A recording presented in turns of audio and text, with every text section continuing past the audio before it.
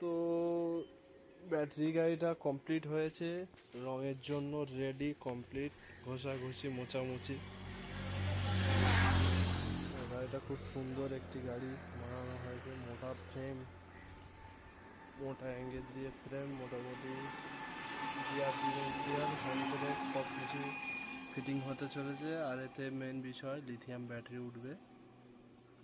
আর বডিটা আছে বাবলা কাঠের, 5.5 ফুট বডি আছে, বড় বডি। আর টায়ারগুলো খুব সুন্দর টায়ার আছে।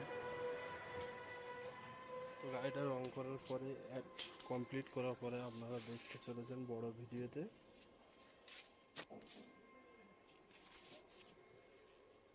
তো সব জায়গা খোঁজে নেওয়া হয়েছে, গাড়িটা রঙে যাবে তার কারণেই।